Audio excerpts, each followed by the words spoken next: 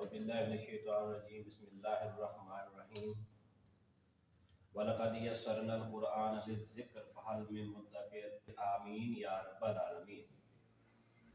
عربی گرامر لسان القرآن کا کورس ہم شروع کرنے لگے ہیں۔ اللہ تعالیٰ فرماتے ہیں کہ وَلَقَدْ يَسَّرْنَا الْقُرْآنَ لِلذِّكْرِ فَهَلْ مِن مُدَّكِرٍ، ہم نے قرآن کو نصیحت حاصل کرنے کے لیے آسان بنا دیا ہے۔ کوئی نصیحت حاصل کرنے والا؟ تو نصیحت حاصل کرنے کے لیے قرآن تبھی آسان ہوگا جب اس کی زبان بھی آسان ہوگی۔ تو عربی زبان بہت ہی آسان زبان ہے، یہ کوئی مشکل زبان نہیں ہے، اور اردو بولنے والوں کے لیے اور بھی آسان ہے، کیونکہ ہمارے اردو زبان میں تقریباً 70 سے 80% جو اسماء ہیں وہ عربی سے ہی آئے ہیں۔ تو ہماری پہلے ایک دو کلاسز ہو چکی ہیں، اس کا میں تھوڑا سا خلاصہ آپ کے سامنے رکھ دیتا ہوں۔ شروع میں ہم نے پڑھے تھے حروف الہجا۔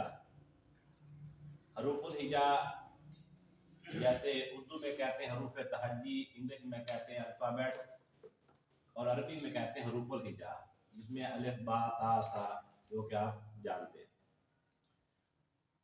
اور اس کے بعد ہم نے یہ سمجھا تھا کہ حروف الہجا جو ہیں یہ 28 ہیں یا 29 ہیں۔ 28 اور 29 کا جو فرق ہے وہ حمزہ کی وجہ سے ہے۔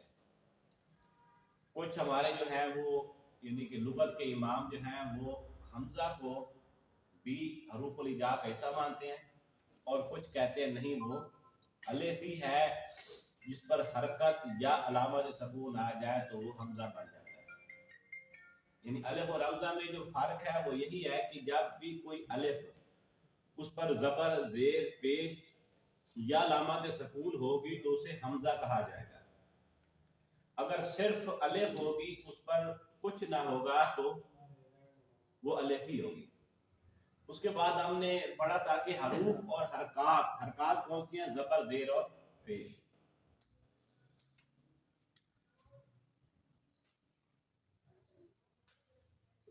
حروف اور حرکات کے ملنے سے جو ہے نا وہ الفاظ وجود میں آتے ہیں۔ الفاظ یعنی ہماری زبان جو بھی منہ سے نکالتی ہے وہ لفظ ہے، اور وہ حروف اور حرکات کے ملنے سے ہی وجود میں آتے ہیں۔ اور الفاظ جو ہوتے ہیں یہ دو طرح کے ہوتے ہیں۔ کچھ وہ ہوتے ہیں جن کا کوئی نہ کوئی معنی کوئی نہ کوئی مفہوم ہوتا ہے، اور کچھ وہ ہوتے ہیں جن کا کوئی مفہوم نہیں ہوتا، با معنی اور بے معنی۔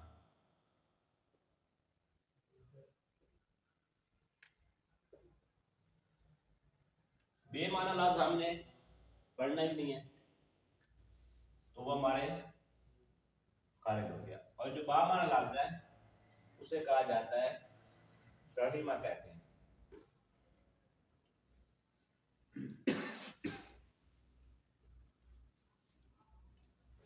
اس کے بعد جو با معنی لفظ ہے وہ یا اسم ہوگا یا فعل ہوگا یا حرف ہوگا۔ یعنی یہ تین ہیں جو عربی زبان کے پارٹس آف سپیچ ہیں، یا اسم ہے یا فعل ہے یا حرف ہے۔ اسم کہتے ہیں نام کو، نام کسی شخص کا نام، چیز کا نام، جگہ کا نام یا کام کا نام، یعنی کام کا نام جو ہے وہ بھی اسم ہی کہلاتا ہے۔ اور فعل وہ ہے جس میں کسی کام کے ہونے کے ساتھ یا وقوع پذیر ہونے کے ساتھ زمانے کا مفہوم پایا جائے تو وہ فعل ہوگا، ورنہ وہ اسم ہی ہوگا۔ یعنی جو کام کا نام ہے وہ اسم ہے، اور جب وہی کام زمانے کے مفہوم کے ساتھ آ جائے تو وہ فعل بن جاتا ہے۔ اور تیسری وہ ہے حرف۔ حرف جو ہے وہ اسم یا فعل کے ساتھ مل کر آئے گا، پھر یہ اپنا مفہوم واضح کر سکے گا۔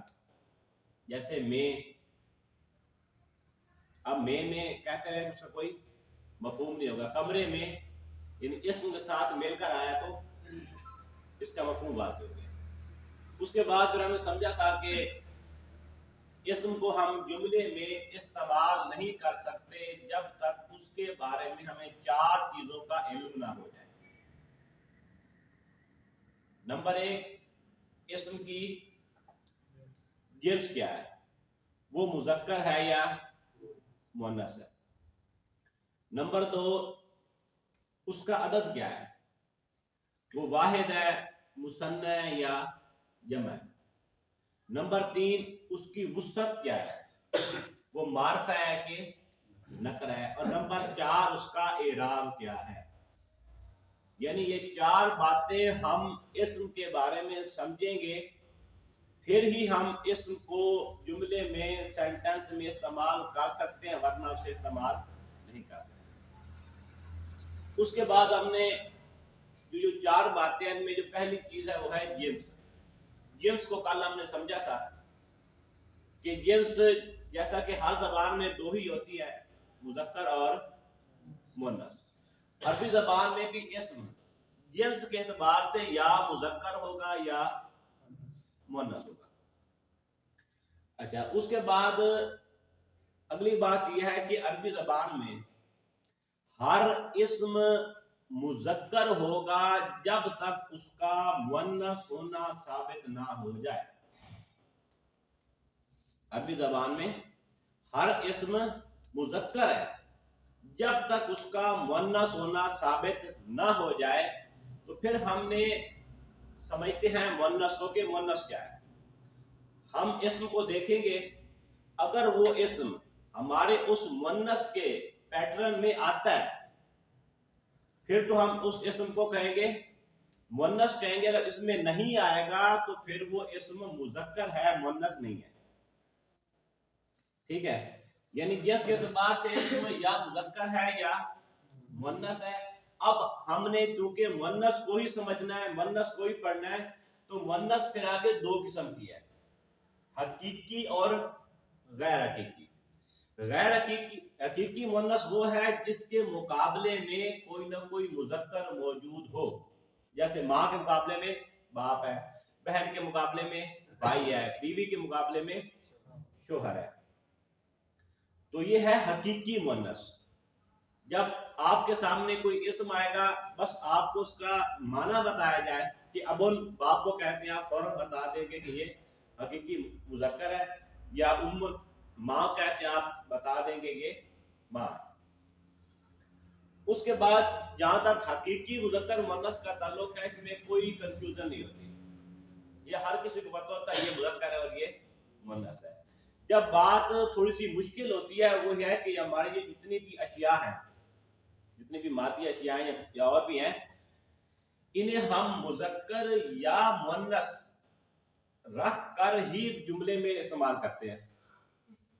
جیسے کہ یعنی کہ کتاب ہے، ہم کتاب کو مذکر کہتے ہیں، مؤنث کہتے ہیں، اردو میں ہم اسے مؤنث کہتے ہیں۔ اسی طرح پنکھا ہے، اینک ہے، گھڑی ہے، ٹوپی ہے، تار ہے، دیوار ہے، کمرہ ہے، اسے ہم مذکر یا مؤنث میں رکھ کر ہی جملے میں استعمال کرتے ہیں۔ تو یہاں پر جو تھوڑا سا مسئلہ بن جاتا ہے۔ اور دوسری بات یہ ہے کہ کچھ اسماء ایسے ہوتے ہیں جن کے آخر میں علامت ہوتی ہے جو ہمیں بتا دیتی ہے کہ یہ اسم مذکر ہے یا مؤنث ہے۔ مثال طور پر گھڑی، کھڑکی، الماری، سیڑھی، یعنی ان سب کے آخر میں یا آ رہا ہے، چھوٹی آ رہی ہے، تو یہ اردو زبان میں بالعموم عام طور پر اسے مؤنث کی علامت ہی سمجھا جاتا ہے، یا یہ مؤنث کی علامت ہے۔ تو اسی طرح عربی زبان میں بھی کچھ علامت ہے، کچھ علامتیں ہیں جو کہ اسم کے آخر میں آتی ہیں تو ہم اسے مؤنث کہہ دیتے ہیں۔ ان میں سے علامتی میں جب حقیقی سے غیر حقیقی میں آئے تو ان میں سے پہلی قسم ہے علامتی۔ علامت میں ایک علامت ہے گولتا۔ گولتا جس اسم کے آخر میں آئے گی تو اسے ہم کہیں گے مؤنث کہیں گے۔ اس کا ایک نام بھی ہے، اسے کہا جاتا ہے، نام کو یاد ہے، تائے مربوطہ۔ اب نام یاد رکھنے کی ضرورت نہیں ہے، بس میں نے لکھ دیا تاکہ آپ کو یاد ہے نا، یاد تھا نا۔ اچھا، یعنی کہ تائے مربوطہ اس کا نام ہے، آپ اسے گول تا ہی رکھ لیں گے۔ یاد ہو جائے ٹھیک ہے، نہ یاد ہو پھر بھی کوئی مسئلہ نہیں. تو گول آخر میں آ گئی تو ہم کہیں گے اسم یہ مؤنث ہے. جیسے کہ سیارہ،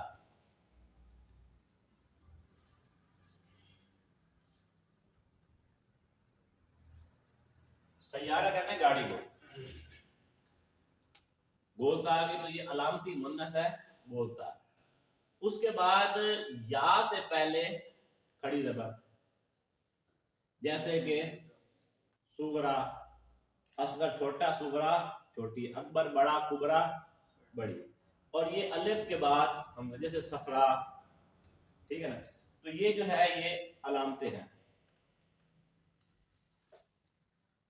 اس کے بعد جو ہے کچھ اسماء جو ایسے ہوتے ہیں جن کی آخر میں علامت ہمیں بتا دیتی ہے کہ یہ مؤنث ہے، لیکن اور بھی بہت سے اسماء ہوتے ہیں جن کی علامت تو نہیں ہوتی لیکن وہ مؤنث ہوتی ہے. جیسے اینک، اب اینک کے آخر میں یا تو نہیں آ رہی نا اردو زبان میں، تو ہم اسے مؤنث ہی کہتے ہیں. اور جیسے یہ بجلی کی ہے، کیا نام ہے، یہ کیا نام ہے، یہ تار جو ہے، تار کو بھی مؤنث ہی کہتے ہیں نا.